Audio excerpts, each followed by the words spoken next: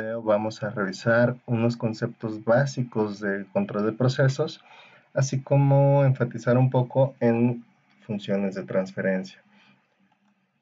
El primer concepto que veremos es el de objetivo de control. Este es básicamente el valor que queremos que una de las variables del proceso obtenga, que se mantenga alrededor de cierto valor. Si fuera el control de calidad, es esa línea central alrededor de la cual nos interesa que oscile nuestro proceso, que no se aleje tanto de ella, porque eso es lo que nos permite mantener ciertas características del producto que obtenemos. Es importante que este objetivo se redacte entonces en función de un valor que queremos obtener de cierta variable. Por ejemplo, aquí les tengo el mantener una concentración de 4% mol en el mezclador. Si se fijan, aquí tenemos la variable, la concentración, el valor específico que queremos obtener. Y eso es así de preciso, así de concreto, como se redactaría el objetivo de control. Otro concepto o conceptos importantes son las variables de entrada y de salida. Aquí suele haber confusión porque pensamos en el proceso y no en el sistema de control. Por ejemplo, si tengo un evaporador como el que se muestra en la imagen, y ese evaporador, como cualquier otro, lo alimentamos con una solución, lo exponemos a calor a partir de un vapor que va a estar alrededor de una chaqueta en nuestro equipo. Y como resultado tenemos dos flujos, uno de vapor que va por la parte superior y uno de una solución concentrada que va por la parte inferior. Si lo pensamos como proceso, nuestras variables de entrada serían nada más el flujo de alimentación y nuestras variables de salida del proceso es tanto el vapor que va por la parte superior como la solución concentrada que va a la parte inferior. Pero en el sistema de control vamos a definir estos conceptos de una forma un poco diferente. La variable de entrada sería la que podemos manipular o la que elegimos manipular para lograr nuestro objetivo de control, mientras que la variable de salida es esa variable que nos permite visualizar si estamos o no logrando el objetivo de control. En el mismo proceso del evaporador, nuestra variable de entrada sería, en este caso, estoy poniendo el flujo de vapor, porque es la que estoy decidiendo manipular con una válvula para regular el calor que se está dando. Podría ser alimentación si le pongo una válvula y estoy manipulando ese flujo. Pero bueno, aquí lo estoy dejando como el vapor. Ahí les puse el símbolo de válvula. Y mi variable de salida es la que me va a permitir alcanzar o ver que estoy logrando el objetivo. Por ejemplo, si mi objetivo es que esa evaporación logre cierta concentración de soluto, pues esa es mi variable de salida, la que me permite ver si estoy efectivamente alcanzando ese valor de concentración.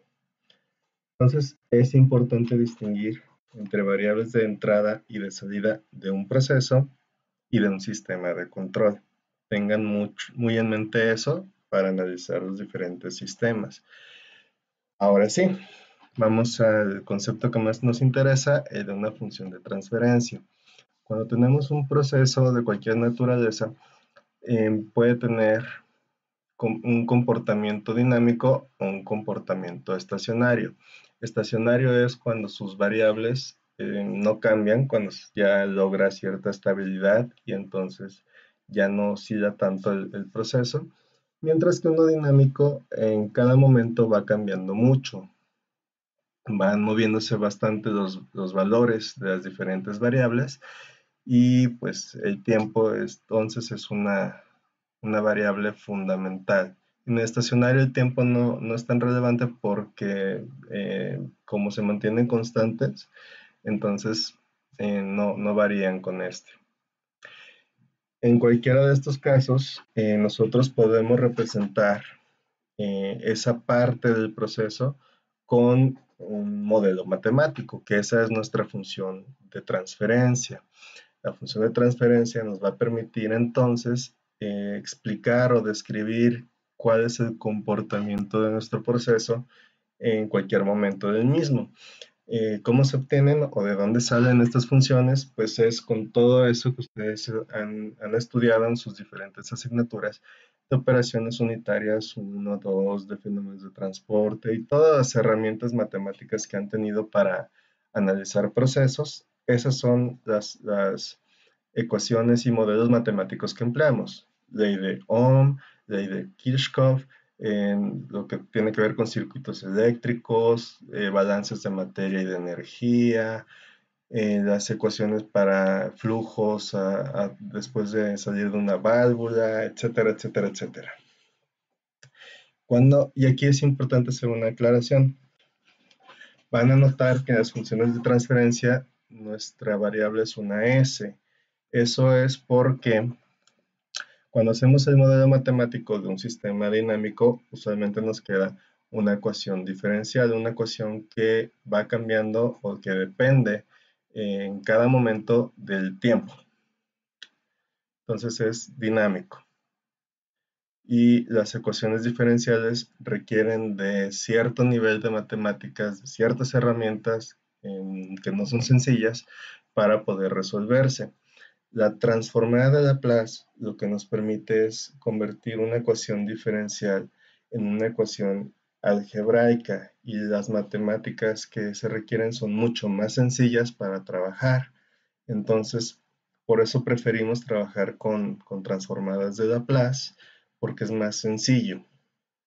Ahora, una consideración que se da en los modelos matemáticos es esta cuestión o esta tensión que existe entre lo simple y lo exacto. Tenemos que tener muy en cuenta esto. El modelo va a servir siempre y cuando refleje lo que sucede en la realidad. Siempre que esté esa correspondencia entre mis resultados del modelo y lo que estoy observando en la vida real, entonces puedo decir que el modelo funciona. De no ser así, por más seguro que parezca, pues no funcionaría mi modelo. Depende de la situación, qué tan exacto, qué tan complejo necesito que sea mi modelo. Si no necesito un grado de exactitud preciso, entonces puedo simplificarlo. En general, entre más sencillo sea mi modelo, mejor. Con la consideración de que entre más simple sea, menos exacto va a ser. Y también considerando que hay sistemas que por su naturaleza no van a poder simplificarse. Aquí como ejemplo, ustedes piensen, cómo nos enseñaban en la primaria que era un pulmón.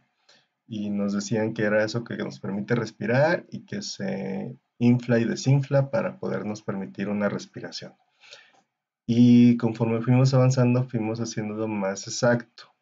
Se fue perdiendo la simplicidad para ganar exactitud y ya nos explicaron cómo es que se da una transferencia de oxígeno ahí, cómo se tiene una estructura dentro de los pulmones. Y entonces se va perdiendo la simplicidad, pero se va ganando en exactitud. Algo así está pasando en los modelos matemáticos. Entre más simple lo hacemos, perdemos un poco de esa exactitud que tiene. Ahora, en la función de transferencia, si yo tengo un proceso, un sistema, ese va a tener alguna variable de entrada y variables de salida. Mi función de transferencia va a ser en forma de una fracción donde voy a poner mi función de salida entre la función de entrada y esa va a ser mi función de transferencia de todo el proceso en lo general o puede ser nada más de una parte del proceso, pero así es como lo obtengo. La señal de salida entre la señal de entrada. Y de aquí de esa fracción que tenemos puede quedarnos de diferentes grados. Los diferentes, el numerador y el denominador pueden ser polinomios de diferentes grados. El numerador, aquí lo vamos a conocer como los polos de nuestra función de transferencia, y la parte del denominador van a ser nuestros ceros. Eso en la segunda unidad lo vamos a retomar. Esa función de transferencia va a ser de determinado orden, dependiendo del exponente que tenga nuestra variable s. Al igual que las ecuaciones son de primero, segundo, tercero y de orden superior, aquí nuestras funciones de transferencia de manera análoga van a ser de primero, segundo orden y orden superior, dependiendo del máximo exponente que tenga nuestra variable s.